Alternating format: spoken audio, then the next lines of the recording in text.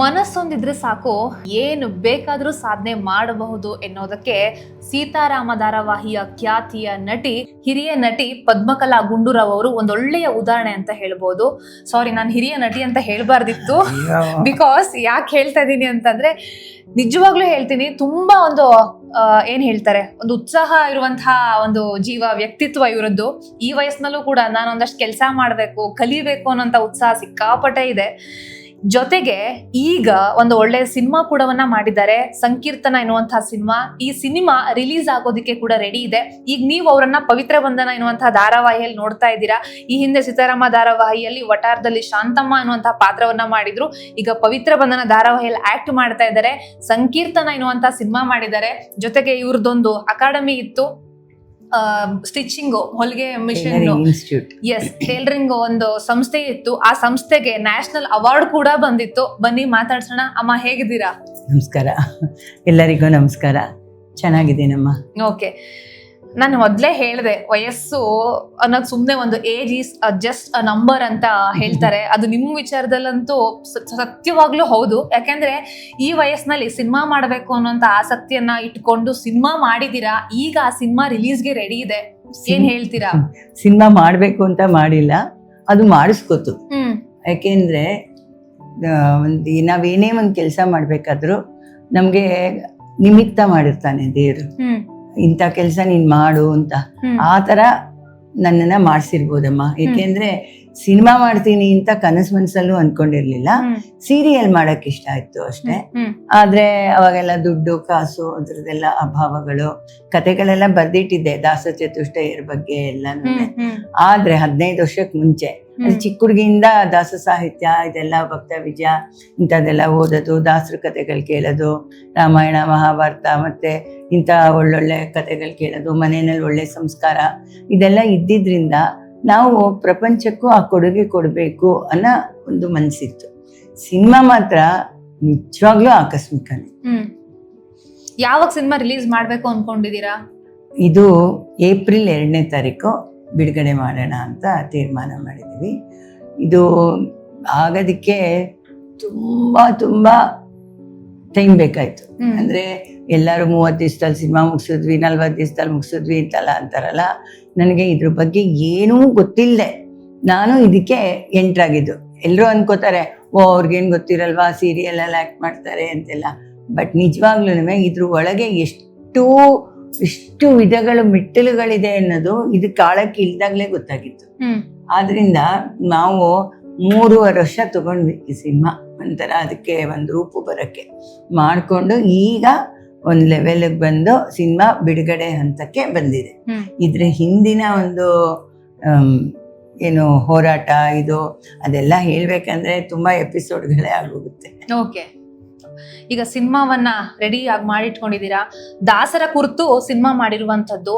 ಈ ದಾಸರ ಸಾಹಿತ್ಯ ಅಂತ ನಾವೇನ್ ಹೇಳ್ತೀವಿ, ಅಥವಾ ಈ ವಿಷಯ ಇಂದಿನ ಸಮಾಜಕ್ಕೆ ಎಷ್ಟು ಅಗತ್ಯ ಇದೆ ಅಂತ? ಖಂಡಿತ ಅಗತ್ಯ ಇದೆ. ನಾನು ಏನ್ ಹೇಳ್ತೀನಿ ಅಂದ್ರೆ, ಈ ಕತೆ ಹಿಸ್ಟಾರಿಕಲ್ ಇರ್ಬೋದು, ಆಮೇಲೆ ಸಂಗೀತಮಯವಾಗಿದೆ, ಮತ್ತೆ ಭಕ್ತಿ ಪ್ರಧಾನವಾಗಿದೆ, ಒಂದ್ರಲ್ಲೇ ಎಲ್ಲ ಇದೆ. ಅಂದ್ರೆ ಕೃಷ್ಣದೇವರಾಯನ ಕಾಲ ಸುವರ್ಣ ಯುಗ ಅನಿಸ್ಕೊಂಡಿತ್ತು. ಹೌದಾ?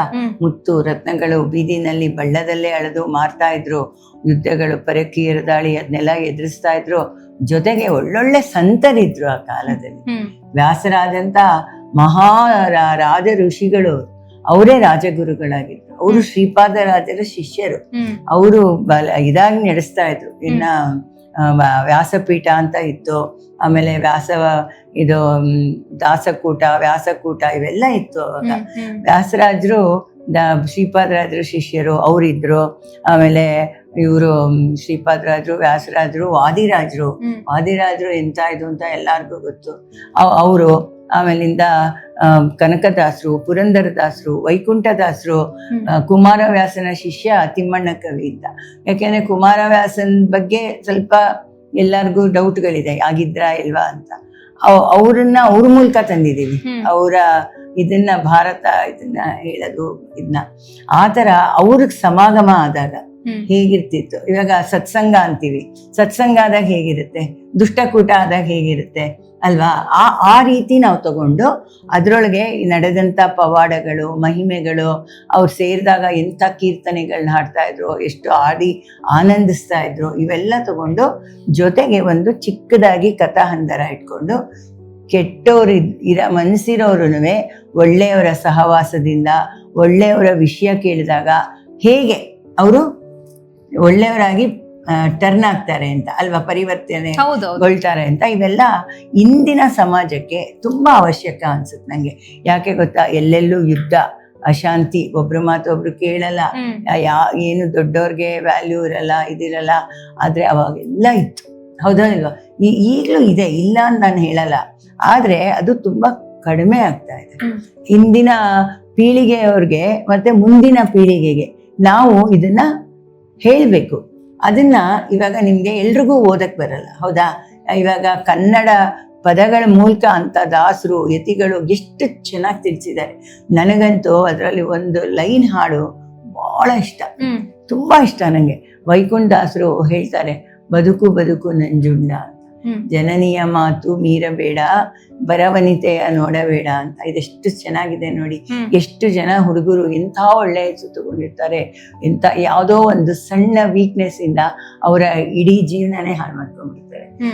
ಅದನ್ನ ಅಳವಡಿಸ್ಕೊಂಡಿದ್ರೆ ಒಳ್ಳೇದು, ಇವ್ರನ್ನ ನಾವು ಒಳ್ಳೇದಾಗಿ ನೋಡ್ಬೇಕು, ಆ ತರ ಎಲ್ಲ ಇಟ್ಕೊಂಡಿದ್ದಿದ್ರೆ ಹಾಗೆಲ್ಲ ಆಗ್ತಾ ಇತ್ತಾ? ಇದೆಲ್ಲ ಹೇಳಿದ್ದಾರೆ. ಸುಮ್ಮನೆ ಹಾಡು ಕೇಳ್ಬಿಟ್ಟು ಕಿವಿಲ್ ಕೇಳ್ಬಿಟ್ಟು ಬಿಟ್ಬಿಡಬಾರ್ದು. ನಮ್ಮ ಜೀವನಕ್ಕೆ 1% ಅಳವಡಿಸ್ಕೋಬೇಕು. ಇದನ್ನೆಲ್ಲ ನಾವು ಇದ್ರಲ್ಲಿ ತಂದಿದ್ದೀವಿ. ಹಿಸ್ಟಾರಿಕಲ್ ಆಗೂ ದಾಖಲೆ ಆಗುತ್ತೆ, ಸಂಗೀತಮಯ ಅನ್ಬೋದು, ಅಷ್ಟು ಚೆನ್ನಾಗಿದೆ ಒಂದೊಂದು ಹಾಡುಗಳು. ಆ ಹಾಡುಗಳು ಬರುವಾಗ ಕೃಷ್ಣಾವತಾರ ಮತ್ತೆ ರಾಜಸೂಯ ಯಾಗದ ದೃಶ್ಯಗಳಿರ್ಬೋದು, ನೆರಳು ಬೆಳಕಿನ ಆಟ ಇದು ಹೇಳ್ತಾರಲ್ಲ, ಶ್ಯಾಡೋ ಪ್ಲೇ, ಅದರೊಳಗೆ ಮಹಾಭಾರತ ಯುದ್ಧನ ತೋರಿಸಿದೀವಿ. ಅದನ್ನ ಪ್ರಹ್ಲಾದಾಚಾರ ಅಂತ ಶ್ಯಾಡೋ ಪ್ಲೇಯರ್ ತುಂಬಾ ಫೇಮಸ್, ಅವ್ರು ಮಾಡಿದ್ದಾರೆ. ಅದೇ ತರ ಇವಾಗ ಎಲ್ಲ ನಮ್ಮ ಪರಿಚಿತರು ಅವ್ರು ಇವ್ರು ಎಲ್ಲರೂ ಒಳ್ಳೊಳ್ಳೆ ಪಾತ್ರಗಳು ಮಾಡಿದ್ದಾರೆ. ಈ ರೀತಿ ನಾವು ಪ್ರಪಂಚಕ್ಕೆ ಇಂದಿನ ಸಮಯಕ್ಕೆ ನಮ್ಮ ಸಿನಿಮಾ ತುಂಬಾ ಹೊಂದುತ್ತೆ ಅನ್ಕೋತೀನಿ. ಯಾಕೆಂದ್ರೆ ಇದು ಜಾತ್ಯತೀತ, ಎಲ್ಲರೂ ಇದ್ದಾರೆ, ಪ್ರತಿಯೊಬ್ರು ಎಲ್ಲಾರು ಯಾವ ಕಾಲದಲ್ಲಿ ಇಷ್ಟು ಗೌರವಯುತವಾಗಿ ನೋಡ್ತಾ ಇದ್ರು ಅಂತೆಲ್ಲ. ಇದನ್ನ ಅಷ್ಟೇ ಅಲ್ಲ, ಇದಕ್ಕೊಂದು ದಾಖಲೆನೂ ಇದೆ. ಅವಾಗ ಕೃಷ್ಣದೇವರಾಯನ್ ಕಾಲದಲ್ಲಿ ಡೊಮಿಂಗೋ ಪಯಾಸ್ ಅನ್ನೋನು ಬಂದಿದ್ದ, ಪೋರ್ಚುಗೀಸ್ ಅವನ 5 ವರ್ಷ ಹಂಪೆಲಿದ್ದ. ಇದ್ದೊಂದು ವಿಜಯನಗರದಲ್ಲಿದ್ದು ಅದ್ರ ಸಾಮ್ರಾಜ್ಯದ ಬಗ್ಗೆ ಪ್ರತಿಯೊಂದು ಬರೆದಿದ್ದಾನೆ. ರೋಮ್ ನಂತರ ಅತ್ಯಂತ ವೈಭವಯುತವಾದ ನಾಡು ಅಂದ್ರೆ ವಿಜಯನಗರ ಅಂತ. ಅಲ್ಲಿ ವಿವಾಹವಾಗದ ಹೆಂಗಸನ್ನು ಸ್ಪರ್ಶಿಸದ ಒಬ್ಬ ಪಂಡಿತನಿಂದ ಕೃಷ್ಣದೇವರಾಯ ಉಪದೇಶ ಪಡಿತಾ ಇದ್ದ. ಅವ್ರು ಯಾರು? ದಾಸರಾಜ್, ಹೌದಾ ಅಲ್ವಾ? ಆ ತರ ಎಲ್ಲ ಇರೋದು ಅವತ್ತೇನು ಹೊಂದ್ತಾ ಇತ್ತೋ ಇವತ್ತಿಗೂ ಹೊಂದುತ್ತೆ. ನೀವು ಮಕ್ಳು ಕರ್ಕೊಂಡು ಹೋಗಿ ತೋರ್ಸ್ಬೇಕಷ್ಟೆ. ತೋರಿಸಿ ನೋಡಪ್ಪ ಕಲ್ತ್ಕೋ, ಅವ್ರಿಗೆ ಅರ್ಥ ಮಾಡಿಸಿ ಮಾಡಿದ್ರೆ ಮುಂದಿನ ಪೀಳಿಗೆನೂ ಒಳ್ಳೆ ದಾರಿಲಿ ಬಂದೇ ಬರುತ್ತೆ. ಆ ರೀತಿಲಿ ನನಗೆ ಈ ಕಂಟೆಂಟು ಬಹಳ ಇಷ್ಟ ಆಯ್ತು. ಆಗ ಪ್ರಹ್ಲಾದ್ ಹೇಳಿದ್ರು ಇದ್ ಮಾಡೋಣ ಅಂತ. ಸರಿ ಅಂದ್ಬಿಟ್ಟು ನಾವು 4 ಜನ ಟೀಮ್ ಮಾಡ್ಕೊಂಡು, JM ಪ್ರಹ್ಲಾದು, ಕಲಾಗಂಗೋತ್ರಿ ಮಂಜು, ನಾನು ಮತ್ತೆ ಇನ್ನೊಬ್ರು ವಿಜಯ ಭಾಸ್ಕರ್ ಅಂತ ಇದ್ರಲ್ಲಿ ಮಾಡೋಣ ಅಂತ ಹೋದ್ವಿ. ಅದು ಏನೇನೋ ಆಗಿ ಒಳ್ಳೊಳ್ಳೆ ಶ್ರೀಧರು, ರಾಮಕೃಷ್ಣ, ರಮೇಶ್ ಭಟ್ಟು, ಇನ್ನು ಉದಯೋನ್ಮುಖ ಕಲಾವಿದರುಗಳು, ವಿಜಯಾನಂದ ನಾಯಕ್ ಅಂತ, ಆಮೇಲೆ ಹೆಸರು ನಾವೆಲ್ಲ ನಂಜುಂಡ ಅಂತೀವಿ, ಅಜಯ್ ರಾಜ್ ಅಂದ್ಬಿಟ್ಟು, ನಟರಾಜ ಭಟ್ ಅಂದ್ಬಿಟ್ಟು, ಆಮೇಲೆ ಬೇರೆ ನಮ್ಮ ಒಂದು ಇದ್ರ ಬಳಗದವರು ಎಲ್ಲ ಮಾಡಿದ್ರು. ಪ್ರವೀಣ್ ಡಿರಾವ್ ಅತ್ಯದ್ಭುತವಾಗಿ ಸಂಗೀತ ನಿರ್ದೇಶಿಸಿದ್ದಾರೆ, ಒಳ್ಳೊಳ್ಳೆ ಗಾಯಕರು ಹಾಡಿದ್ದಾರೆ.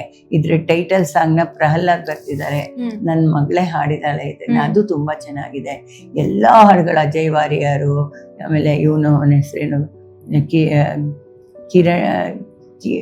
ಕೀರ್ತನ ಹೊಳ್ಳ, ಆಮೇಲೆ ಇವರು ರೋಹಿತ್ ಭಟ್, ಆಮೇಲಿಂದ ಇವರು ಬಾಲಸುಬ್ರಹ್ಮಣ್ಯ ಶರ್ಮಾ, ವಿಜಯಾನಂದ ನಾಯಕು, ಭಾರ್ಗವ, ಇಂಥ ಒಳ್ಳೊಳ್ಳೆ ಇದರಲ್ಲಿ ಸಂಗೀತದಲ್ಲಿ ವಿದ್ವಾಂಸರಾದವರೆಗಳೇ ಹಾಡಿದ್ದಾರೆ. ಸೂಪರ್. ಈ ಸಿನಿಮಾದಲ್ಲಿ ಯಾರ್ಯಾರು ಆಕ್ಟ್ ಮಾಡಿದ್ದಾರೆ ಅವರೆಲ್ಲರಿಗೂ ನೀವೇ ಕಾಸ್ಟ್ಯೂಮ್ ನ ಸ್ಟಿಚ್ ಮಾಡಿದೀರಾ? ಬೇರೆಯವ್ರ ತರ ರೆಡಿ ಮಾಡಿಸಿರೋದಲ್ಲ, ಈ ವಯಸ್ಸಿನಲ್ಲಿ ಅವರೇ ಖುದ್ದಾಗಿ ಸ್ಟಿಚ್ ಮಾಡಿಸಿದ್ದಾರೆ. ಜೊತೆಗೆ ಇನ್ನೊಂದೇನಂತಂದ್ರೆ ಹಳೆ ಕಾಲದ ವಸ್ತುಗಳನ್ನೆಲ್ಲ ಬಳಸಬೇಕು. ಈಗ ದಾಸರು ಏನ್ ಯೂಸ್ ಮಾಡ್ತಾ ಇದ್ರು ಅದೇ ತರದ ವಸ್ತುಗಳನ್ನ ಬಳಸಬೇಕು. ಅದನ್ನೆಲ್ಲ ನೀವೇ ಮಾರ್ಕೆಟ್ಗೆಲ್ಲ ಹೋಗಿ ಅಥವಾ ಇನ್ನೆಲ್ಲೋ ಹೋಗಿ ಅದನ್ನೆಲ್ಲಾ ಕಲೆಕ್ಟ್ ಮಾಡಿ ಬಳಸಿದೀರಾ. ಇವತ್ತಿನ ಜನ ಅಂದ್ರೆ ಇವತ್ತಿನ ಪೀಳಿಗೆ ಏನಂತಂದ್ರೆ ಯಾರ್ ಮಾಡ್ತಾರೆ ಇದೆಲ್ಲ, ನಮ್ಮ ಹತ್ರ ಆಗತ್ತೋ ಇಲ್ವೋ, ಅಥವಾ ಮಂಡಿ ನೋವು, ಕಾಲ್ ನೋವು, ಸುಸ್ತು, ಇದೆಲ್ಲ ನೆಪಗಳನ್ನ ಹೇಳ್ತಾರೆ. ಬಟ್ ನೀವು ಈ ವಯಸ್ಸಿನಲ್ಲಿ ಇಷ್ಟೆಲ್ಲಾ ಕೆಲಸಗಳನ್ನ ಮಾಡಿದೀರಾ. ಸಿನಿಮಾದ ಏನೇನ್ ಕೆಲಸಗಳಿದೆ ಬಹುತೇಕ ಕೆಲಸಗಳನ್ನ ನೀವೇ ಮಾಡಿದೀರಾ. ಹೇಗ್ ಸಾಧ್ಯ ಇದು? ಅದೇನು ಗೊತ್ತಾ, ಖುಷಿ. ನಾನು 15 ವರ್ಷಕ್ಕೆ ಮುಂಚೆನೆ ನಮ್ಮಮ್ಮ ಹಳೆ ಪಾತ್ರೆ ಎಲ್ಲ ಇಟ್ಟಾಗ, ಅಮ್ಮ ನನ್ನ ಮನಸ್ಸಲ್ಲಿ ಈ ತರ ಇದೆ, ವಿಜಯದಾಸು ಸಿನಿಮಾ ತೆಗಿಬೇಕು ಅಂತೆಲ್ಲ ಇದೆ, ಆ ಹಳೆ ಸಾಮಾನುಗಳೆಲ್ಲ ನಾನು ಇಟ್ಕೋತೀನಿ ಅಂತ ಒಂದ್ 2-3 ಸಾಮಾನು ಇಟ್ಕೊಂಡಿದ್ದೆ. ಆಮೇಲೆ ಏನ್ ನೋಡಿದ್ರು ಇದಲ್ಲಿಗೆ ಯೂಸ್ ಆಗುತ್ತಲ್ವಾ, ಒಂಥರ ಎಲ್ಲೇ ಹೋದ್ರು ಅದೊಂದ್ ತರದ್ದು ಆ ತರ ಎಲ್ಲ ಮಾಡ್ತಾ ಇದ್ದೆ. ನಾವು ಏನಾಗಿನ ಕಾಲ ನೋಡಿಲ್ಲ, ಬಟ್ ಹಳೆ ಕಾಲದ ಮನೆಗಳು ಅವ್ರುಗಳು ಹೆಂಗಿರ್ತಾ ಇದ್ರು, ಯಾವ ತರ ಈಗ ಮಠದಲ್ಲಿ ಪೂಜೆಗೆ ನಮ್ಮ ಮನೆಗೆ ಈಗ ಭಿಕ್ಷಕ್ಕೆ ಎಲ್ಲ ಕರಿತೀವಿ, ಸ್ವಾಮಿಗಳು ಬಂದಾಗ ಅವ್ರ ಸುತ್ತ ಹೇಗಿರತ್ತೆ ಅದು ಅಬ್ಸರ್ವೇಷನ್ ಬಹಳ ಮುಖ್ಯ. ಈಗ ಒಂದು ಸಂಪ್ರದಾಯ, ಈಗ ಬೇರೆ ಬೇರೆ ಸಂಪ್ರದಾಯದ ಪೂಜೆ ಪುನಸ್ಕಾರ ಎಲ್ಲ ಬೇರೆ ಬೇರೆ ತರ ಇರುತ್ತೆ. ಈಗ ಲಿಂಗಾಯತ್ದು ಅವ್ರ ಮಠಗಳೇ ಬೇರೆ, ಈಗ ಮಾಧ್ವ ಮಠಗಳೇ ಬೇರೆ, ಶೃಂಗೇರಿ ಮಠನೇ ಬೇರೆ. ಆ ಮಠಕ್ಕೆ ತಕ್ಕಂತೆ ನಾವು ರೆಡಿ ಮಾಡ್ಬೇಕು ಅಲ್ವಾ, ಅವ್ರು ಯಾವ್ಯಾವ ಸಂಪ್ರದಾಯನ ಸರಿ ತೋರಿಸ್ಬೇಕು. ಯಾಕೆಂದ್ರೆ ಇದು ದೃಶ್ಯ ಮಾಧ್ಯಮ, ತಪ್ಪನ್ ಮಾತ್ರ ಯಾವತ್ತೂ ತೋರಿಸ್ಬಾರ್ದು. ಅದಕ್ಕೋಸ್ಕರ ಮ್ಯಾಕ್ಸಿಮಮ್ ನನಗೆ ಗೊತ್ತಾದಷ್ಟು ತಪ್ಪು ಮಾಡದೆ ಏನೇನು ಸಂಪ್ರದಾಯದ್ದು ಇದು ಮಾಡ್ಕೊಂಡಿದ್ದೀನಿ. ಇನ್ನು ಕಾಸ್ಟ್ಯೂಮ್ಗಳು ಎಲ್ಲನೂ 18 ಮೊಳದ ಸೀರೆನೇ ಬೇಕಾಗಿತ್ತು, ಕತ್ತು ಅಂಕಾರ ಬ್ಲೌಸ್ಗಳು ಅದೆಲ್ಲ ಒಂದಷ್ಟು ಹೊಲಿದಿಟ್ಟೆ. ಆಮೇಲೆ ಇಂದಾಗ ಕಾಸ್ಟ್ಯೂಮ್ಗಳ ವ್ಯಾಪಾರಿಗಳಿಗೆ ಅವ್ರಿಗೆಲ್ಲ ಕೆಲವೆಲ್ಲ ರೆಡಿ ಇದು ತೊಗೊಂಡಿದ್ದೀವಿ, ಈ ಇದರಲ್ಲಿ ಬಾಡಿಗೆಗೆಲ್ಲ ತೊಗೊಂಡಿದ್ದೀವಿ.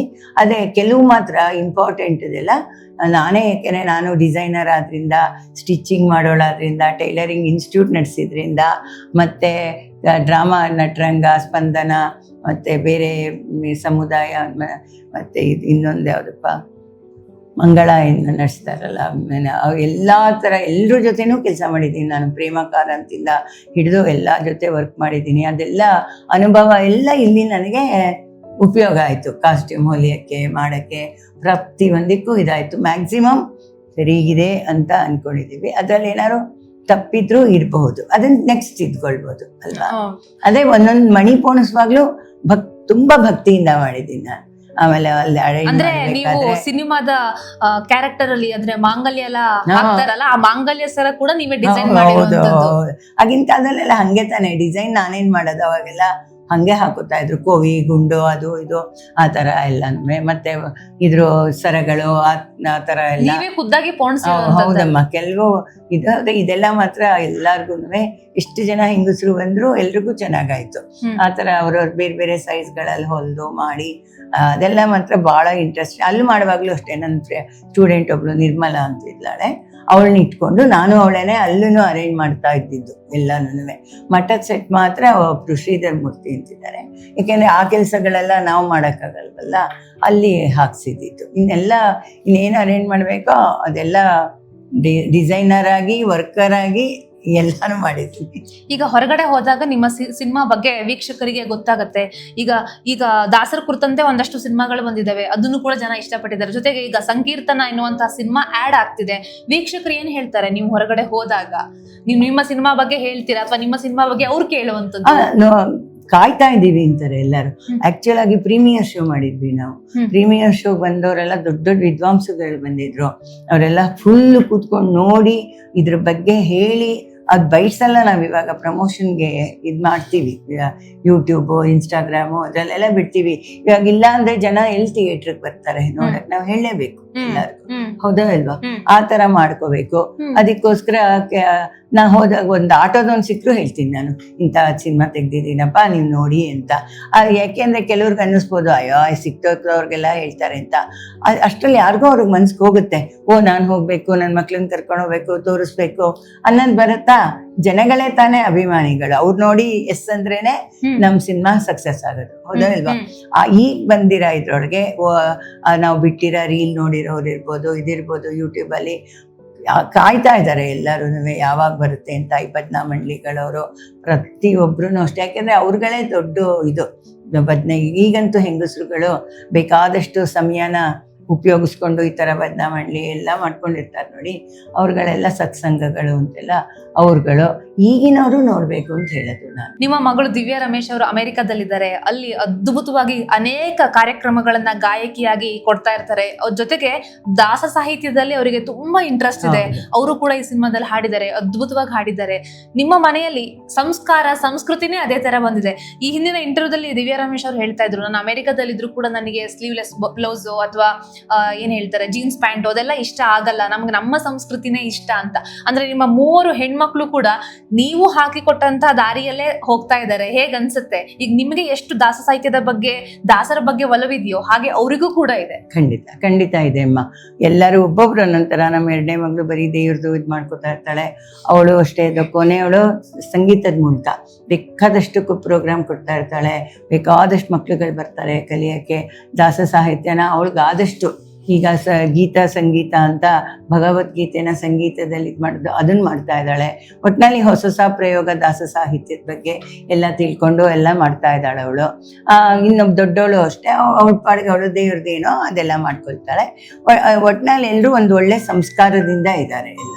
ಸೀತಾರಾಮ ಧಾರಾವಾಹಿಯಲ್ಲಿ ತುಂಬಾ ಸಿಂಪಲ್ ಕ್ಯಾರೆಕ್ಟರ್ ಮಾಡಿದ್ರಿ, ಶಾಂತಮ್ಮ ಅಂತ. ಆ ಕ್ಯಾರೆಕ್ಟರ್ ನೋಡಿ ಎಲ್ಲರಿಗೂ ನಮ್ಮನೇಲೂ ಇಂಥ ಅಜ್ಜಿ ಇರಬಾರ್ದ ಅಂತ ಅನ್ಸಿತ್ತು. ಅಷ್ಟು ಚೆನ್ನಾಗಿತ್ತು ಆ ಕ್ಯಾರೆಕ್ಟರ್. ಈಗ ಪವಿತ್ರ ಬಂಧನದಲ್ಲಿ ಶ್ರೀಮಂತ ಅಜ್ಜಿ ಕ್ಯಾರೆಕ್ಟರ್ ಮಾಡ್ತಿದ್ದೀರಾ. ಜಸ್ಟ್ ಸೀರಿಯಲ್ ಸೆಟ್ ಇಂದ ಬಂದಿರೋಂಥದ್ದು ನೀವು, ಹಾಗೆ ರೆಡಿ ಆಗಿದ್ದೀರಾ. ಎಲ್ಲೇ ಹೋದ್ರು ಕೂಡ ತುಂಬಾ ನೀಟಾಗಿ ಹೋಗ್ತೀರಾ. ಸೀರೆ, ಜ್ಯುವೆಲ್ಲರಿ ಎಲ್ಲ ತುಂಬಾ ನೀಟಾಗಿ ಹಾಕೊಂಡು ಹೋಗ್ತೀರಾ. ಎಲ್ಲೋ ಒಂದ್ ಕಡೆ ನಮ್ಮ ಜನರೇಷನ್ ಅಲ್ಲೂ ಕೂಡ ಒಮ್ಮೊಮ್ಮೆ ಯಾರು ರೆಡಿ ಆಗ್ತಾರಪ್ಪ, ಏನ್ ಕತೆ ಅಂತ ಎಲ್ಲ ಏನೋ ಒಂಥರ ಬೇಜಾರ್ ಬರುತ್ತೆ. ಯಾರು ಈ ಕೆಲ್ಸ ಮಾಡ್ತಾರೆ ಅಂತ ಒಂಥರ ಆಲಸ್ಯ ಬರುತ್ತೆ, ಉತ್ಸಾಹ ಇರಲ್ಲ. ಬಟ್ ನಿಮಗ್ ಮಾತ್ರ ಆ ರೀತಿ ಇಲ್ಲ. ಇಂಟರ್ವ್ಯೂನಲ್ಲೂ ನಿಮ್ಮ ಮಗಳು ಹೇಳ್ತಾ ಇದ್ದಿದ್ದು ನಂಗೆ ಇನ್ನೂ ನೆನಪಿದೆ. ಜಪಾನ್ ಅಲ್ಲಿ ಬುಲೆಟ್ ಟ್ರೈನ್ ಹತ್ತುವಾಗ ಅಮ್ಮ ಹೆಂಗ್ ಹತ್ತಾರಪ್ಪ ಅಂತ ಅವ್ರು ಟೆನ್ಷನ್ ಅಲ್ಲಿ ಇದ್ರೆ ನೀವು ಓಡ್ ಹೋಗಿ ಬುಲೆಟ್ ಟ್ರೈನ್ ಹತ್ತಿದಿರಂತೆ. ಅಂದ್ರೆ ಈ ವಯಸ್ಸಲ್ಲಿ ಈ ಉತ್ಸಾಹಕ್ಕೆ ಕಾರಣ ಏನು ಅಂತ? ಏನು ಗೊತ್ತಾ, ನಮ್ಮ ಆರೋಗ್ಯನ ಸರಿಗ್ ನೋಡ್ಕೋಬೇಕು. ಇರತ್ ನಮಗೂ ಎಲ್ಲಾ ತರ ರೋಗಗಳು ಇದೆ. ಕರೆಕ್ಟ್ ಟೈಮ್ಗೆ ಹೋಗಿ ಡಾಕ್ಟರ್ಗೆ ತೋರಿಸ್ತೀನಿ. ಏನಾದ್ರೂ ಸ್ವಲ್ಪ ಹೆಚ್ಚು ಕಮ್ಮಿ ಆದ್ರೂ ಹೊಟ್ಟೋಗ್ತೀನಿ ನಾನು. ಆ ಬುಲೆಟ್ ಟ್ರೈನ್ಗೆ ಓಡಕ್ ಕಾರಣನೂ ಅದೇ. ಸ್ವಲ್ಪ ದಿನ ಮುಂಚೆ ನಾನು ಆಂಜಿಯೋಗ್ರಾಮ್ ಮಾಡಿಸ್ಕೊಂಡಿದ್ದೆ. ಅವಾಗ ಆಂಜಿಯೋಗ್ರಾಮ್ ಮಾಡಿದ ಡಾಕ್ಟ್ರು ಏನೂ ಇಲ್ಲ, ನಿಮ್ಗೆ 15 ವರ್ಷದ ಹುಡುಗಿ ತರ ಇದೆ ನಿಮ್ ಹಾರ್ಟು ಅಂತಿದ್ರು. ಅಂದ್ರೆ ಈ ತರ ರೋಗಗಳೆಲ್ಲ ವರ್ಷಾನ್ಗಟ್ಲೆಯಿಂದ ಇದ್ರೂನುನುವೆ ಅದು ನಿಮ್ಗೆ ಎಲ್ಲ ಕರೆಕ್ಟಾಗಿ ತಗೊಳ್ಳೋದ್ರಿಂದ ಔಷಧಿ ಸರಿಗೆ ಆ ಧೈರ್ಯ ಇದ್ದಿದ್ದಕ್ಕೆ ನಂಗೆ ಅವ್ರು ಓಡಕ್ಕಾಯ್ತು. ಇಲ್ಲ ಅಂದಿದ್ರೆ ಭಯ ಆಗ್ತಿತ್ತಲ್ವಾ, ನಮ್ಮಿಂದ ಇನ್ಯಾರಿಗೆ ತೊಂದರೆ ಆಗುತ್ತೋ ಅಂತ. ಆ ಕಾನ್ಫಿಡೆನ್ಸ್ ಬರ್ಬೇಕಾದ್ರೆ ನಾವು ನಮ್ಮ ಆರೋಗ್ಯನ ಸರಿಗೆ ನೋಡ್ಕೋಬೇಕು. ನಿಮ್ಮ ಸಂಕೀರ್ತನ ಸಿನಿಮಾಕ್ಕೆ ಒಳ್ಳೇದಾಗ್ಲಿ. ಎಲ್ಲರೂ ಈ ಸಿನಿಮಾವನ್ನ ಥಿಯೇಟರ್ನಲ್ಲಿ ನೋಡುವಂತಾಗ್ಲಿ. ಈ ಒಂದು ಸಿನಿಮಾದ ಮೂಲಕ ದಾಸ ಸಾಹಿತ್ಯದ ಬಗ್ಗೆ, ದಾಸರ ಬಗ್ಗೆ ಇಂದಿನ ಸಮಾಜಕ್ಕೆ ಒಂದು ಒಳ್ಳೆಯ ಕೊಡುಗೆಯನ್ನ ಕೊಡ್ತಾ ಇದ್ದೀರಾ.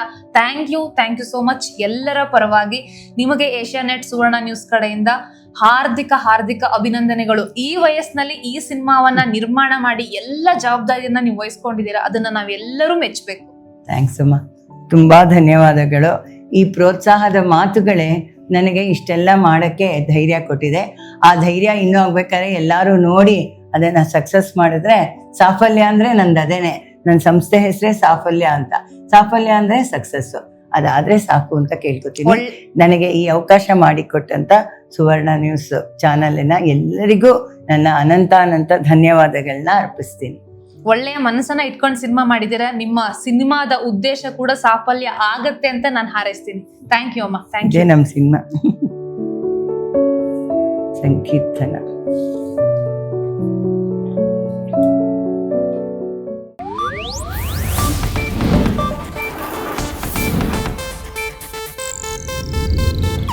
ಇದು ಏಷ್ಯಾನೆಟ್ ನ್ಯೂಸ್ ನೆಟ್ವರ್ಕ್ ಪ್ರಸ್ತುತಿ.